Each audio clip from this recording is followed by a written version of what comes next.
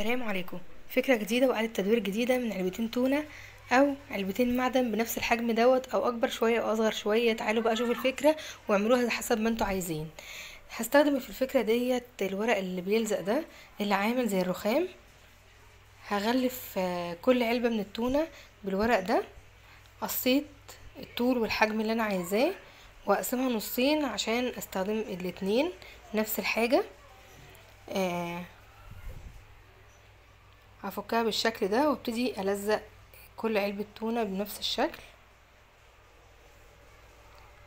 وبعد كده بعد ما لزقتها هقصقص من فوق عشان ادخلها جوه العلبة، تبقى كمان متغلفة من جوه العلبة بباقي الورق. واللي هيفيض هتنيه لتحت للعلبة. اخد بقى الجزء التاني اللي انا قصيته وهكمل بيه اللي اعمل بيه العلبة التانية. بس كده وبرضو هقصقص من فوق وهدخله جوه العلبة، هغلف بيه العلبة من جوه بالشكل ده.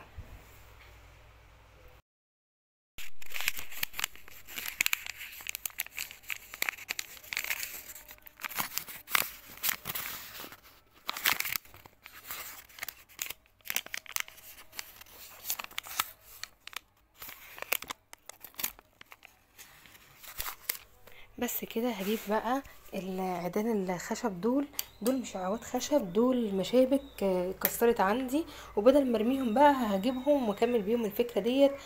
وهغلفهم برضو بنفس الورق الرخامي بالشكل ده. وبعد كده بعد ما غلفتهم هحطهم على جنب كده، وهحط العلبتين كمان على جنب، وابتدي اخد الشمع القديم اللي عندي اكسره كده وابتدي اسيحه على النار. وخدت كده شويه شمع من اللي فاضوا والفتافيت ديت حطيتها في العلبه من تحت كده كده، لما احط عليهم الشمع اللي ساح هيسيحوا زي ما انتوا شايفين كده. بصوا اول ما حطيت الشمع السخن سيح الشمع التاني. تمام. هحط بقى الفتله بتاعه الشمع اللي بننور منها الشمعه، وهسيبها على جنب تبرد، ونيجي بقى نشوفها بعد ما تبرد هتبقى شكلها عامل ازاي. بصوا الشكل بتاعها حلوة جدا. هنا بقى جبت حته كرتونه وغلفتها برضو بالورق الرخامي زي ما انتم شايفين كده. هعملها بالشكل دوت بس بعد ما احط الورد جوه العلبه بالشكل ده. وبعد كده هلزق الكرتونه من فوق بالشكل المثلث ده.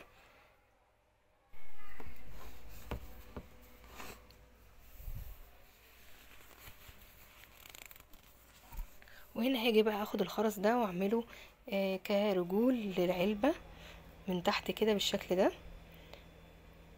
يشيل العلبة من تحت. وهاجي بقى اخد المشابك اللي انا غلفتها بورق الرخامي بالشكل ده، وهاجي الزقها من الجنبين ومن الخلف للعلبة. وبعد كده امسك فيها العلبة التانية من فوق بتاعة الورد، وهي الاخف فهتبقى هي اللي فوق. وبس كده. عشان كده حطيت الشمعة من تحت والورد من فوق علشان هي الاخف. بس كده ده شكلها في النهاية، وكمان شكلها بعد ما شغلتها نورتها. وده شكل في النهاية. العلبتين معدن او علبتين تونة كانوا هيترموا وملهمش لازمة، بقى ليهم شكل بسيط وجميل. لو الفكرة عجبتك ما تنسنيش باللايك. ودوت المحتوى بتاع القناة عبارة عن اعادة تدوير في اعادة تدوير. لو الافكار دي عجبتك في افكار تانية كتير لاعادة تدوير شوفيها في القناة لو انت بتحبي المحتوى ده من القناة. واشوفكم فيديو جديد واعادة تدوير جديدة. وسلام.